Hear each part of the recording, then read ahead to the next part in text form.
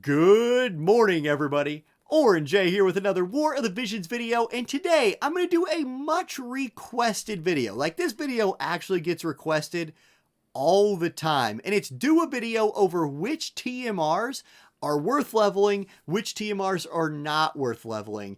And so I was trying to think how to organize that video, right? And what I came up with is I'm going to do a top 10 list with just sort of a general guide before the list about leveling TMRs kind of in general and how I like to think about it. So I want to start by showing off a few things. One, I want to show off some TMRs that are good, but a bad example of TMRs that you should level in general. And I want to start with Zombie Mask right here. So what am I talking about? What do I even mean? Okay, Zombie Mask is an absolutely insane TMR in War of the Visions. It literally gives you re-raise.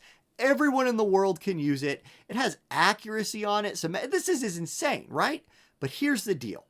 Actually leveling the TMR, all it does is increase the HP you come back to life with from 10 to 20%. That's it. It's actually not a very good return on your investment for your like sort of rare, armor pots, especially king armor pots. They're pretty rare. And there's a lot of examples of TMRs in this game that are bad investments for that reason. Saiga Gauntlet, for example. This is a really good TMR. 5 agility, 12 evade, 12 crit evade. The buff on it is really good. Decreases your aggro, gives you move and jump +1. But by leveling this up, all you do is increase the D aggro from 6 to 8. Terrible return on investment. Awful. Don't level this thing. Use this TMR, but keep it at level 1. And there's a lot of examples of that. There's also examples of TMRs, and let me bring up another list here, that are really good for manual PvP. Specifically, but the AI is particularly bad at using them. And for that, I'm talking about stuff like Steel Maiden's Necklace. These are worth investing in, especially if you're a manual PvP player or you're using them to clear some really difficult like PvE on manual, where this buff is insane. It's a shield that scales well, 10 to 30% with levels, and it has a heal on it that also scales with levels.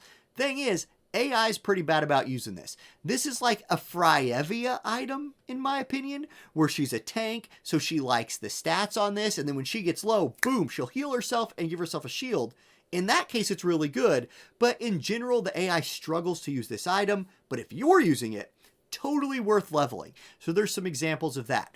And then, so that's how I think about it. Right? If I'm making the TLDR of what I just said, when you're thinking about should I actually level my TMRs, look at the buff, go to wotivcalc.com and look at how the buff scales with levels. Now I'm going to get to my top 10, but before I do, special shout out to some TMRs. These are the auto raise your bravery and faith TMRs. Star Burial Pendant, this almost made the list anyway because an AoE spirit buff for 3 turns is really good, but it also increases faith, and by leveling it to 6, I believe you get to go away with 2 faith after a fight instead of just 1. Chat will correct me if I'm wrong on that, but these are good. This is worth leveling for the spirit buff, and then you get the side benefit of being able to raise your faith in auto groups while you like sleep at night, which is super useful. Saint Circlet, this is Cecil's TMR, same kind of thing. It doesn't scale that well. The buff itself only goes from 20 to 30% with levels, so not a super big increase in the strength of the buff, but you increase the bravery from 4 to 10, that will raise your bravery permanently by 2 after every fight instead of 1. So it's worth leveling to raise your bravery on auto. And then Master Spalders, this is Velric's TMR. Same deal here with the bravery, and then same deal with the defense buff. It's a really good TMR to level up for multiple reasons. I wanted to give those a special shout out. Okay, without further ado, let's go to my top 10 TMRs to level in War of the Visions, February, what is today, 14th, 2022. Okay, number 10 is actually a tie. And it's a tie between all these TMRs that are like little baby AP regions that also give a buff. So what am I talking about?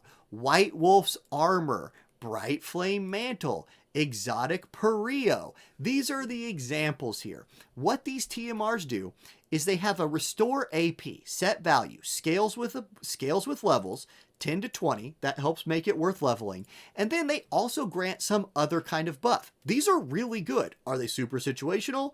yes, but they also give you AP regeneration, which is nice. So this one gives you Shell, really good against magic teams. Bright Flame Mantle, this is our newest one. It's a missile attack buff that can also be used to reposition your teams on the first turn because it's an AoE buff. And then White Wolf's Armor, Slash Resistance, AP Restore. Those are my number 10. It's those ones that's like a quick shot of AP plus a buff. I really like those. Boom. Number 9. I'm going Sage's Beret for number 9. Look, okay, when you're talking about evasion in War of the Visions, there's 3 stats that matter. Evasion, obviously, right? Agility, which I think everybody knows about. You want to be fast to dodge things, and agility works into the equation. And then luck. Luck, the often slept on evasion stat. There's not a ton of ways to buff it. Here's one right here. Luel's TMR, equipable by quite a few people, actually, decent stat line on it. And the buff scales from 15 up to 35% for 3 turns. It's an AoE luck buff. This can help unlock an evasion team to be like a super evasion team. So I really like it. I think it's a top 10 TMR worth investing in, especially if you play evasion. If you don't, well, don't level it. Okay, next up, Peacetime Brooch. Here's one that a lot of people don't know about. It's super good. It's Garvel's TMR. Stat line on it's just okay. Little defense, little crit rate, but it's very equipable. A lot of people can equip it. Who wants this though? Mages want this item. This is really, really good on units that either can only do magic damage or units that can only do, like, that you want to build to only do magic damage. Because check out this buff. First of all, magic scales from 10 to 40% buff for 3 turns.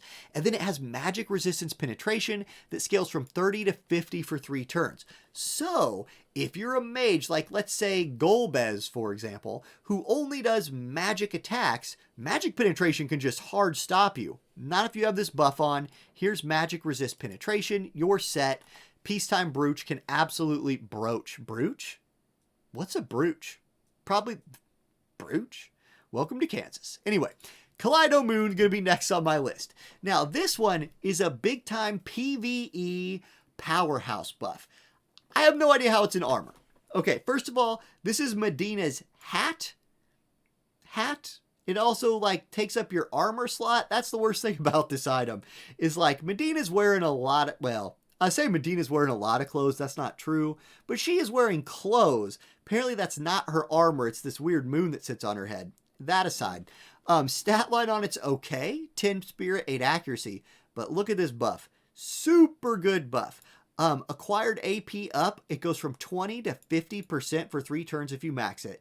Then the attack and magic buff goes from 10% up to 30%. So it scales really well with levels. Has a nice big AoE it hits in. Super useful for like big time PvE fights to, get your AP going, get your AP online early, go and load on the boss. Also good for PvP.